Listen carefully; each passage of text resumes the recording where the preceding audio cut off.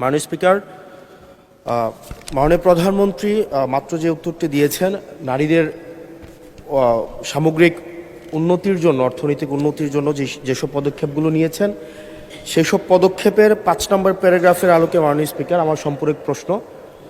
মাননীয় প্রধানমন্ত্রী বলেছেন যে টোটাল 4 কোটি পরিবারকে আমরা ফ্যামিলি কার্ডের আওতায় নিয়ে আসব। আমরা যদি 4 কোটি পরিবারকে আমরা ফ্যামিলি কার্ডের আওতায় নিয়ে আসি, তাহলে আমাদের 1,20,000 কোটি টাকা মাননীয় স্পিকার আমাদের টোটাল হচ্ছে খরচ হবে, এবং প্রসিজারাল কস্ট সহ সেখানে 1,34,000 কোটি টাকা হচ্ছে আমাদের বার্ষিক খরচ হচ্ছে। আবার গত সপ্তাহে মাননীয় স্পিকার, আমরা ফার্মার্স কার্ডের বিষয়ে জানলাম যে 2,75,00,000 ফার্মার্সকে আমরা ফার্মার্স কার্ডের অধীনে আমরা নিয়ে আসবো। মাননীয় সদস্য সরাসরি প্রশ্ন করুন, ভূমিকা বাদ দেন, প্রশ্ন করুন। তো সেখানে 6,875 কোটি টাকা, যেখানে প্রসিজারাল কস্ট সহ 7,000 কোটি টাকা মাননীয় স্পিকার খরচ হচ্ছে।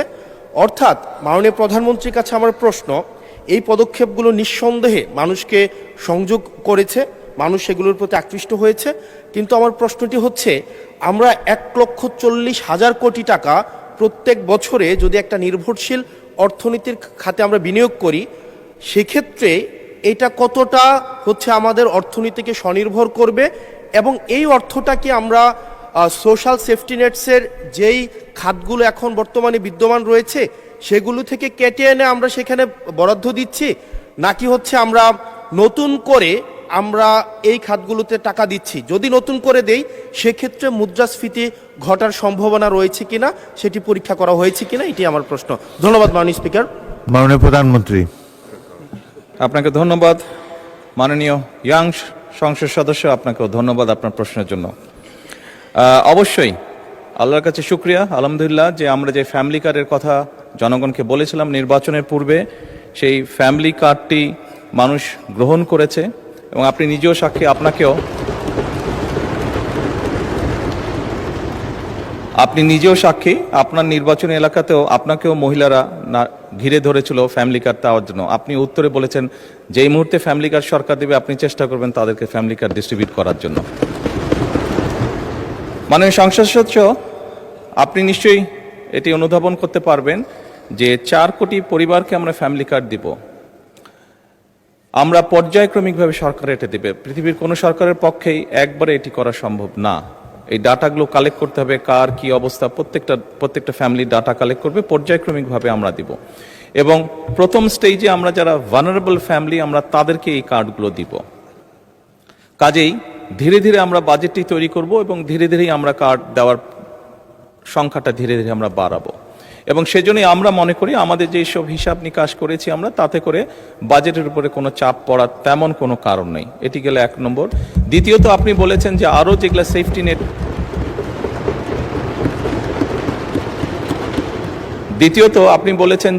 যেগুলো social security safety net programme আছে সেগুলির সাথে কনফ্লিক্ট করবে কিনা।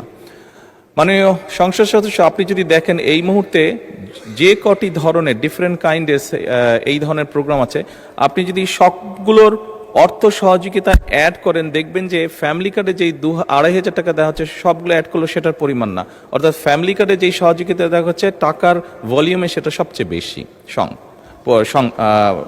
ভলিউমে বেশি, 2,500 টাকা কোনোটাই। সবগুলোকে একজন মানুষকে যদি সবগুলো সুবিধা দেন এই মুহূর্তে যেগুলো চালু আছে, তাহলে একজন লোক 2,500 টাকার কম পাচ্ছে, বেশি পাচ্ছে না। এবং এর মধ্যে আমরা দেখেছি, এর মধ্যে রিসার্চ করে অনেকগুলো মানুষ আছে বা অনেকগুলো ব্যক্তি আছেন যাদের উপরে রিপিটেশন হচ্ছে, যে একই সুবিধা, কয়েকটি সুবিধা একজন ব্যক্তি পাচ্ছেন। তো সেগুলোকে আমরা কাট ডাউন করবো, সবগুলোকে আমরা কাট ডাউন করবো না। যেগুলো রিপিটেশন হচ্ছে সেগুলোকে আমরা কাট ডাউন করবো। এভাবেই করে আমরা ধীরে ধীরে নিয়ে যাব। আর আপনি ইনফ্লেশনের কথা বলেছেন, আমরা অবশ্যই টাকা ছাপিয়ে দিচ্ছি না, আমরা টাকা ছাপিয়ে দিব না, বরঞ্চ আমরা মনে করি এতে ইনফ্লেশনটা কমে আসবে। কারণ আপনি চিন্তা করুন, যখন সে 2,500 টাকা পাচ্ছে, এর মধ্যে নিশ্চয়ই যারা পেয়েছে আপনি দেখেছেন যে তাদের ভিডিওতে দেখেছেন তাদের রিয়াকশনগুলো, কি করবে তারা। কেউ বলেছে জামা কাপড় কিনবে, কেউ বলেছে বাচ্চার জন্য বই কিনবে, কেউ বলেছে ফ্যামিলির প্রয়োজনীয় জিনিস ক্রয় করবে। তার মানে আপনি দেখুন, যেই মানুষগুলো পাচ্ছে এরা কিন্তু কোনো ব্র্যান্ডেড জিনিস ব্যবহার করে না। আমরা সবাই একটু অ্যাফোর্ড করতে বলে যে ব্র্যান্ডেড বিদেশি জিনিস ব্যবহার করি, এই মানুষগুলো কিন্তু যেসব জিনিস ব্যবহার করে সেগুলো কিন্তু তাদের প্রয়োজনীয় জিনিস ব্যবহার করে, এবং তারা যেই জিনিসগুলো ব্যবহার করে অধিকাংশই দেশীয় কলকারখানা দেশেই উৎপাদিত হয়।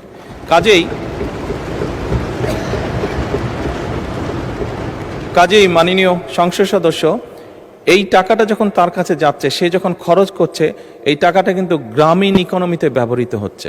সে হয় মুরগি কিনছে, সে হয়তো থালা বাসন কিনছে, সে হয়তো গামছা কিনছে, যেই সবগুলো জিনিস, সে তার বাচ্চার যে কাপড় কিনছে, সে তার বাচ্চার জন্য যে বই কিনছে, সবগুলো জিনিস লোকালি প্রডিউস হচ্ছে। তার ফলে যেটা হবে, আমাদের লোকাল ইন্ডাস্ট্রিগুলো ধীরে ধীরে, এই যে 1,64,000 কোটি টাকার আপনি কথা বলেন, এটি সম্পূর্ণভাবে লোকাল ইন্ডাস্ট্রিগুলোতে যাবে, লোকাল ইন্ডাস্ট্রিগুলোকে এগুলো হেল্প করবে।